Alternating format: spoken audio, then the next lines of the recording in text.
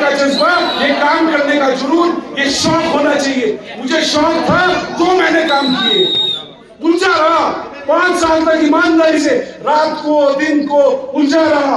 बारिश में खुद नालियों में से पत्थर निकाले, आंटी मेरी गवाह है। उस टाइम भी तो वो लोग आ सकते थे ना, जब आज आ सकते हैं तब भी तो मजबूती से आ सकते थे कि ये काम गलत हो रहा है। अगर मैंने कुछ गलत किया है तो वो लोग कहां हैं, उन्होंने विरोध क्यों नहीं किया? ये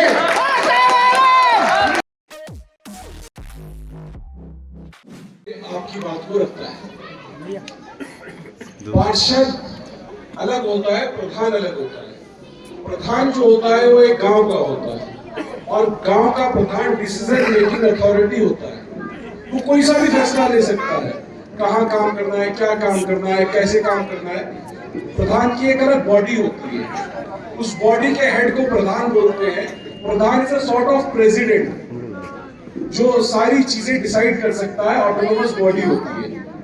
और पार्षद जो है म्युनिसिपल काउंसिलर भी बोलते हैं उसको इंग्लिश में, सभासद भी बोलते हैं हिंदी में। वो बोर्ड का एक मेंबर होता है, और बोर्ड जो है वो हमारा जो बोर्ड है 100 पार्षदों का बोर्ड है, जिसके ऊपर एक मेयर होता है। तो पार्षद जो भी बनेगा, पार्षद जो भी बनेगा इस क्षेत्र का, उसको आपकी बात नगर निगम के पटल पर रखनी होगी। मैंने आज तक बाखुदा इतना समय हो गया उन पार्षदों को सुना ही नहीं जो यहां नहीं बोल सकते आप लोगों के बीच नगर निगम के टाउन हॉल में क्या बोलेंगे।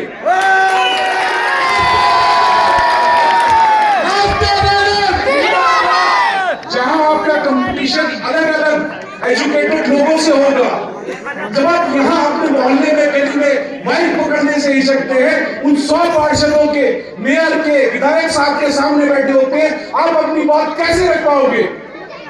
जब आप डीएम के यहाँ, एसडीएम के यहाँ इन लोगों की फरियाद लेकर नहीं पहुंच सकते, इन लोगों की बात नहीं कर सकते। अभी मेरे फरमान भाई ने कहा नाली का मसला था, यहाँ के लोग उलझे रहे, पीछे मदनी कॉलोनी के लोग उलझे रहे, उधर माजरा फेज 2 के लोग उलझे रहे, लेकिन क्या कोई इनकी फरियाद लेके डीएम एसडीएम तक पहुंचा? मेरा आप सबसे सवाल है, बताओ जो आज चुनाव लड़ रहे हैं। मैंने तो मना कर दिया था मैं चुनाव नहीं लड़ूंगा, और मैंने कहा भी जिसको चुनाव लड़ने में इंटरेस्ट हो वो अपनी फरियाद लेके आप सब के साथ जाए और मजबूती से आपका पक्ष रखे।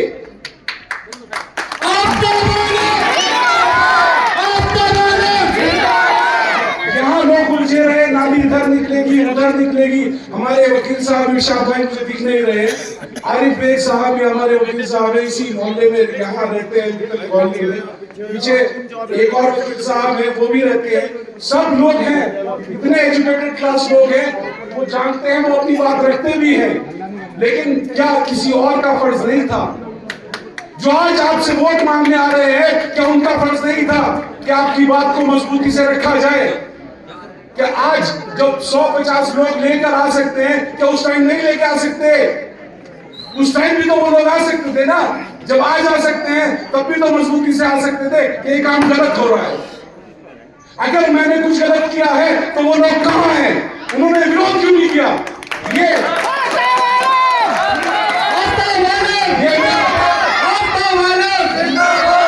मेरी आंटी बैठी है, दिल्ली वाली आंटी बोलते हैं इसको, इसने मेरा विरोध किया। ये मेरे पप्पू भाई बैठे हैं, इन्होंने मेरा विरोध किया। मेरे अपने लोगों ने तो मेरा विरोध किया, लेकिन वो लोग कहां हैं जो आज चुनाव लड़ रहे हैं, उन्होंने विरोध क्यों नहीं किया?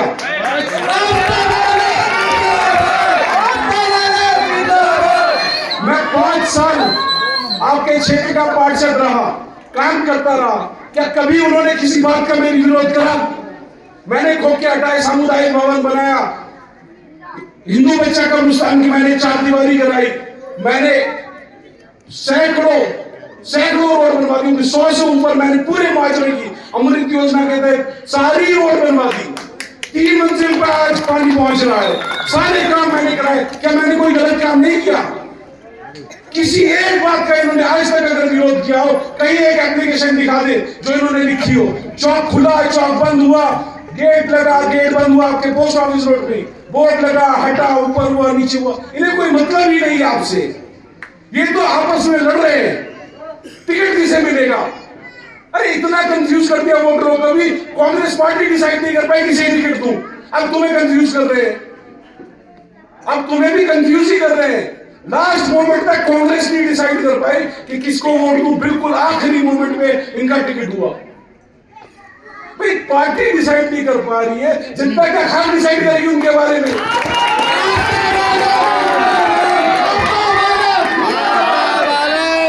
मेरी पार्टी ने मुझे इंसिस्ट करके जोर डाल के कहा कि नहीं आफ्ताब, तुम यहां चुनाव लड़ोगे, तुम हमारे इस क्षेत्र में बेहतरीन विकल्प हो, हमने देखा है काम करते हुए तुम्हें और तुम्हें काम करवाते हुए।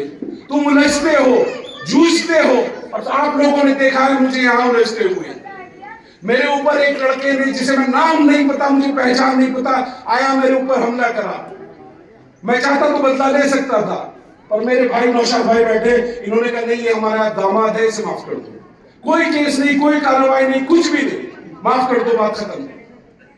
लेकिन मैं अपने काम से पीछे नहीं हटा, मैंने उस नाली को यहां से निकलवा के रखा।